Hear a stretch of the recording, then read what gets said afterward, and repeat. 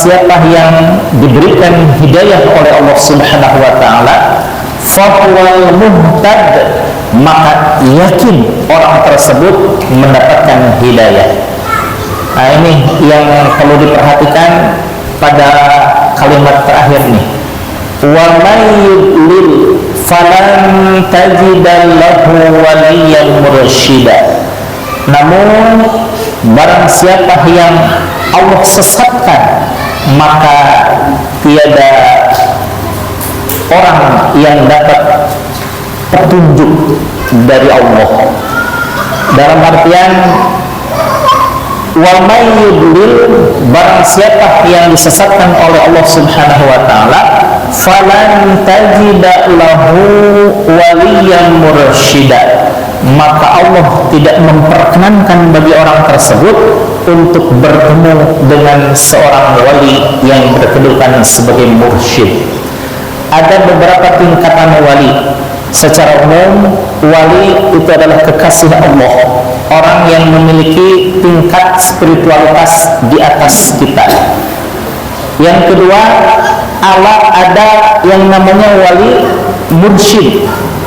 Wali mursyid ini hanya sebagian kecil dari wali-wali Allah yang diberikan khirqah oleh Allah Subhanahu wa taala, khirqah kemursyidan, khirqah kehormatan dari Allah Subhanahu wa taala untuk memberikan bimbingan secara rohani. Ada juga yang namanya wali mursyid kamil, wali yang berkedudukan sebagai mursyid dan dia sempurna tentang kewaliannya. Namun bukan berarti beliau bisa menyempurnakan orang lain. Karena itu ada maqam yang tertinggi. Siapa itu? Wali mursyid kamil mukammil. Seorang wali kekasih Allah yang dia diberikan khirqah kemursyidan, kemudian dia menempati derajat maqam mursyid al-kamil yang sempurna, mukammil, dan menyempurnakan orang lain. Dalam arti kata, beliau mampu mencetak orang lain menjadi seorang wali. Oh, kalau sudah menjadi wali, Bapak Ibu hadirin yang sekalian, ilmu itu tinggal download ya. Yang diperlukan hari ini, nampak hari ini. Salah satu contoh, dulu ada wakil talqin yang namanya Kiai Haji Ghalib Siregar. Kalau yang namanya Siregar dari Papua atau dari Sunda, Bu? Oh,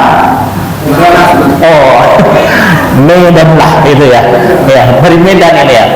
Kebetulan Khoras bahaya. Kebetulan beliau ingin mengajak ibundanya untuk belajar berzikir sebagaimana dia berzikir dengan penuh kenikmatan. Maka yang namanya wakil talqin sudah jelas ya, ingin agar keluarganya menjadi para pengamal zikir juga sebagai dirinya merasakan kenikmatan, maka diajaklah bukan orang lain. Yang pertama itu diajak ibundanya. Dikabarkan bahwa ibunda dari Kiai Haji Ghalib Siregar ini hanya fasih berbahasa Batak, bahasa Indonesia aja kurang fasih gitu ya, karena di pedalaman gitu ya.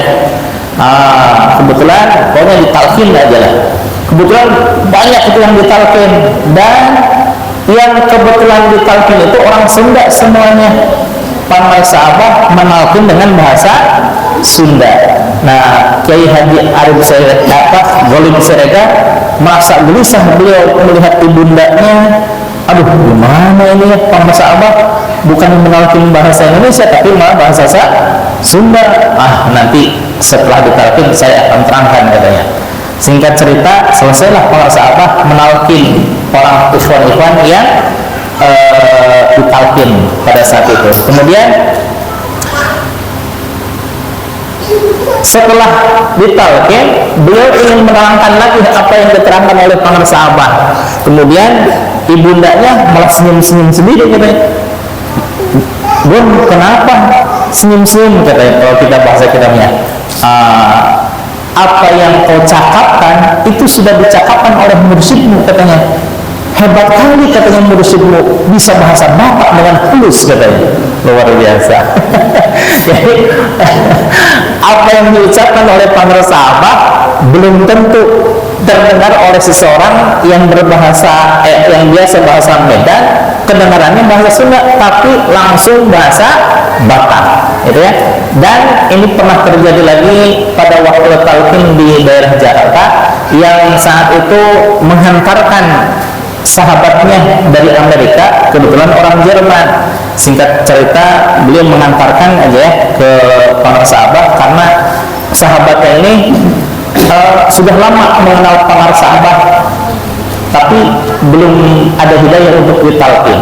Nah, beliaunya tidak ditalqin, sahabatnya ditalqin.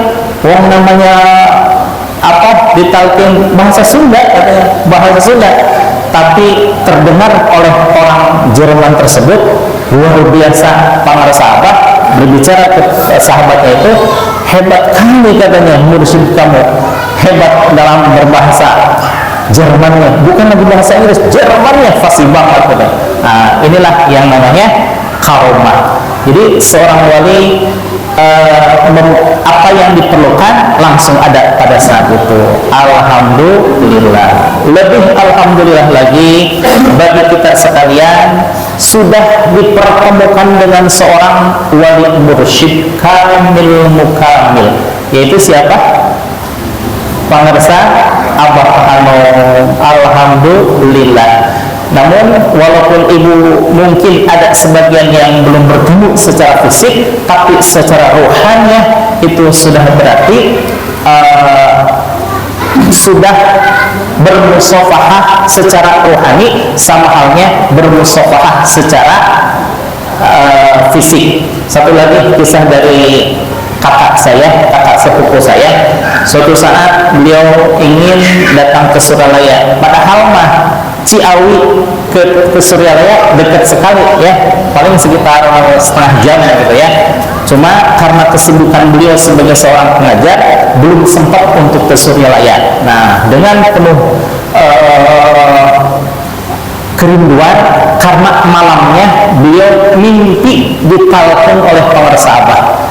Karena sudah ditalqin, merasa ditalqin di dalam mimpi, maka beliau mendadak ingin ke Suralaya. Kemudian pas manakiban, datanglah beliau ke Suralaya. Nah, pas di Suralaya kan pagulak-gulak, apa itu pagulak-gulak? Berdesak-desakan gitu ya, saking banyaknya. Pas ditalqin oleh para sahabat, dulu masih abah waktu masih muda ya, masih menalqin. Nah, beliau